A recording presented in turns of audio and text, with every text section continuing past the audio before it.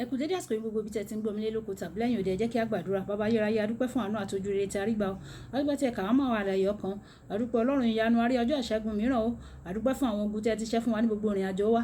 Ogun tí kò gbé wa mì tí ẹ̀yin Olúwa ti mú wa borí. Ògo ni fún orúkọ mímọ́ yín o. Ọ̀rọ̀ náà tí a gbọ́ lónìí kó ṣe ayé àti ọkàn wa ní rere. Ká jẹ́ olùgbọ́ àti olùṣọ́ ọ̀rọ̀ náà tó ti a gbàdúrà lórúkọ Jésù Olúwa wa. Àmín. Àmín ní orúkọ Jésù. Ìwé ọ̀run ṣíṣí tí a ti ọwọ́ olùṣọ́ àgùntàn Enoch Adeboye kọ. Èní ọjọ́ ìṣẹ́gun ọjọ́ 24 oṣù kẹwàá. Àkòrí tí a ó gbéyẹ̀wò sọ pé èrèdí àṣeyọrí. Èrèdí àṣeyọrí.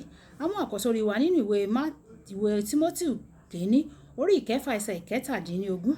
Ìwé Tímótì kìíní orí ìkẹfà ẹsẹ̀ ìkẹtàdínlógún tí ó kà báyìí pé kìlọ̀ fún àwọn tí ó lọ́rọ̀ ní ayé ìsinsìnyí kí wọ́n má ṣe gbéraga o, bẹ́ẹ̀ ni kí wọ́n má ṣe gbẹ́kẹ̀lé ọ̀rọ̀ àìdánilójú bí kò ṣe lé Ọlọ́run alààyè tí ń fi ohun gbogbo fún wa lọ́pọ̀lọpọ̀ láti lò.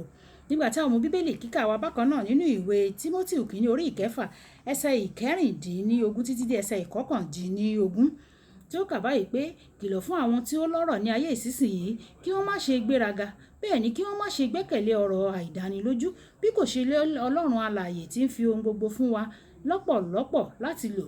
Kí wọn kí ó máa ṣoore, kí wọn kí ó máa pọ̀ ní iṣẹ́ rere, kí wọn múra láti pín fúnni, kí wọn kí ó ní ẹ̀mí ìbánikẹ́dùn, kí wọn kí ó máa to ìṣúra ìpìlẹ̀ rere jọ fún ara wọn dé ìgbà tí ń bọ̀, kí wọn kí ó lè di ìyè tòótọ́ mú. Kí Olúwa kó bùkún kíkà àti gbígbọ́ ọ̀rọ̀ rẹ̀. Wàyí ẹ tẹ́tí bẹ̀lẹ̀ jẹ́ láti gbọ́ ohun tí olùṣọ́ àgùntàn Enoch Adeboye ní fún wa ní èní ọjọ́ ìṣẹ́gun. Ọ̀kan nínú àwọn àǹfààní pàtàkì jíjẹ́ ọmọ Ọlọ́run ni àṣeyọrí. Ìwé Dìtàlórómì orí ìkẹjọ ẹsẹ̀ ìkejìdínlógún. Ọlọ́run ló ń fún wa ní agbára láti ní ọrọ̀. Nínú ìwé Jòhánù kẹta orí ìkejì ó sọ gbangba pé olùfẹ́, èmi ń gbàdúrà pé nínú ohun gbogbo kí ó lè máa dára fún ọ, kí o máa wà ní ìlera, àní bí ó ti dára fún ọkàn rẹ. Ohun kan tó dájú láti inú àwọn ẹsẹ̀ yìí, Ọlọ́run fẹ́ kí ó dára fún wa. Ìwé Kọ́ríńtì kejì orí ìkẹjọ ẹsẹ̀ ìkẹsàn pàápàá sọ pé Kristi di aláìní kí a bàa lè jẹ́ ọlọ́rọ̀. Ìbéèrè náà nísinsìnyí ni pé kí ni ìdí rẹ̀ tí Ọlọ́run fi fẹ́ kí ó dára fún àwọn ọmọ rẹ̀? Lákọ̀ọ́kọ́, kò sí baba tí yóò fẹ́ kí ọmọ òun kí ó jìyà. Ìjìyà àwọn ọmọ rẹ̀ yóò mú kí ó di bàbá ìyà. Ọlọ́run fẹ́ kí o ṣe àṣeyọrí nítorí ọmọ rẹ̀ ni ọ́. Orin Dáfídì orí ìkejìdínláàádóje ẹsẹ̀ ìkíní àti ìkejì.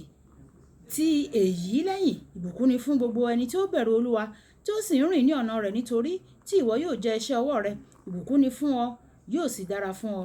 Lẹ́yìn tí o bá ti di aláṣeyọrí ẹ̀wẹ̀, Ọlọ́run fẹ́ kí o lo ọrọ̀ náà láti kọ́ ìjọba rẹ̀. Ìwé Sàkáráyà orí ìkíní ẹsẹ̀ ìkẹtàdínlógún wípé máa ké síwájú pé báyìí ni Olúwa àwọn ọmọ ogun wí, a ó fi ire kún ìlú ńlá mi síbẹ̀. Olúwa yóò sì máa tú Síónì síbẹ̀, yóò sì máa yan Jerúsálẹ́mù síbẹ̀. Lẹ́yìn tí Ọlọ́run ti sọ ọ́ di ọlọ́rọ̀, ó ń retí kí o lo ọrọ̀ náà láti tan ìyìn rere ìjọba rẹ̀ kalẹ̀. Ó ń retí kí o máa ṣe àwọn nǹkan tí yóò mú ìjọba rẹ̀ tẹ̀síwájú nínú ayé yìí, kí a sì jèrè ọkàn fún òun.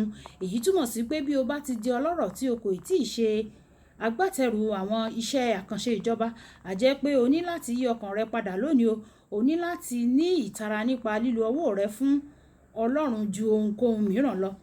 Dáfídì wòye bí òun yóò ṣe máa gbé ní ààfin Ọlọ́run tí Ọlọ́run yóò sì máa sùn. Dáfídì wòye bí òun yóò ṣe máa gbé nínú ààfin nígbà tí Ọlọ́run yóò máa sùn nínú àgọ́. Ìwé Sámúẹ́lì kejì orí ìkeje ẹsẹ̀ ìkejì. Ó ní ìpinnu gan láti náwó fún Ọlọ́run kódà nígbà tí Ọlọ́run ní kí ó máa kọ́ tẹ́ḿpìlì náà. Kódà nígbà tí Ọlọ́run sọ fún pé kí ó má kọ́ tẹ́ḿpìlì náà, kò fi owó náà pamọ́ fún ara rẹ̀. Dípò rẹ̀, ó pèsè ohun gbogbo tí Sólómọ́nì nílò láti fi kọ́ tẹ́ḿpìlì sílẹ̀ fún un. Bí o bá ní irú ọkàn yìí, ìwọ yóò rí bí Ọlọ́run yóò ṣe gbé ọ ga gidigidi tí yóò sì bùkún fún ọ láì lérò àti ju bí o ti lérò lọ. Kókó ọ̀rọ̀, Ọlọ́run máa ń sọ àwọn ọmọ rẹ̀ di ọlọ́rọ̀ kí wọ́n bá lè ṣe àṣeyọrí náà láti tan ìyìn rere Kristi kálẹ̀. Ọlọ́run yóò ràn wá lọ́wọ́, yóò sì sọ wá di ọlọ́rọ̀. A ò ní kùṣẹ́, a ò sì ní tòṣì ní orúkọ Jésù. kídùn kó pọ̀ sókè lọ́bẹ̀ oge olúwàbùkọ́lá aya kó ní ó kọrun sí tèmi nígbà tí a máa pàdé ní ọ̀la a kú iṣẹ́ ọjọ́ ìṣẹ́gun ènìyàn ọlọ́run yóò ṣẹ́gun fún wa nílé lóko lẹ́yìn odi ní gbogbo ọ̀nà ó dàbọ̀.